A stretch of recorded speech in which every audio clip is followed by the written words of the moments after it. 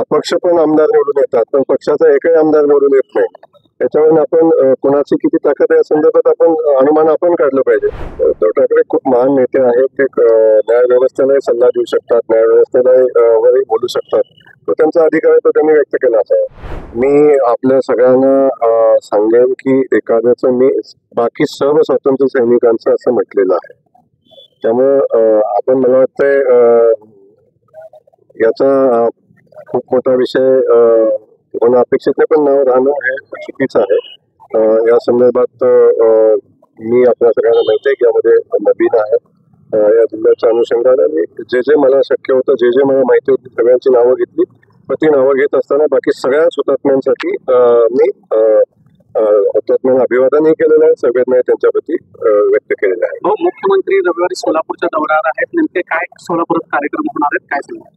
सोलापुरात माननीय विजयरावजी देशमुख यांच्या प्रयत्नातनं जो हाऊसिंग प्रकल्प झालेला आहे, त्या हाऊसिंग प्रकल्पाचा घर प्रदान करण्याचा कार्यक्रम आहे. त्यासाठी माननीय मुख्यमंत्री महोदय येत आहेत.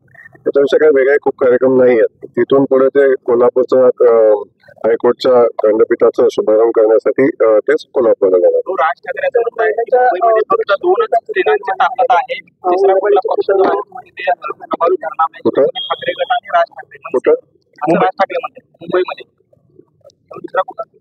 आता मी याच्यावर अधिकचं बोलावं असं मला वाटत नाही, पण अख्ख्या महाराष्ट्राने जे बोलले त्यांचा प्रभाव पाहिलेला आहे. त्यामुळे याच्यापेक्षा मी काही सांगायचं आवश्यकता नाही.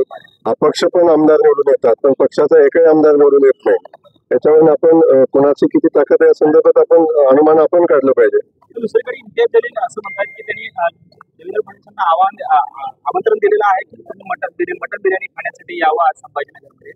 15 ऑगस्टच्या निमित्ताने अनेक महापालिकांमध्ये मटनावरती मटन देण्यात आलेले आहे. त्या पार्श्वभूमीवर त्यांनी निमंत्रण दिलेलं आहे. मला एक समजत नाही आहे की हा निर्णय आताचा नाही, कुणालाही कंपल्शनच्या अनुषंगाने नाही, आणि हा निर्णय मुळात काँग्रेस सरकारच्या शासनामध्ये घेतलेला आहे.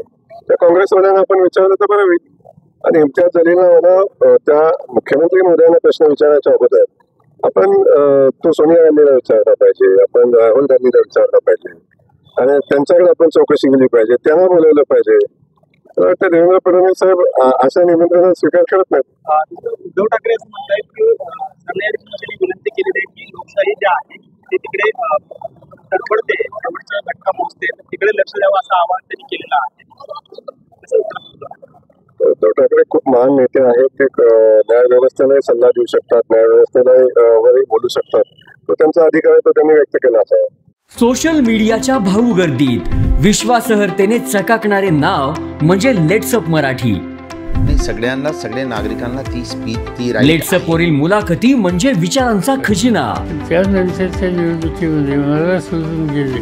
बातम्या केवळ वस्तुस्थिती सांगणाऱ्या, न प्रोपगंडा, फक्त जनतेचा अजेंडा.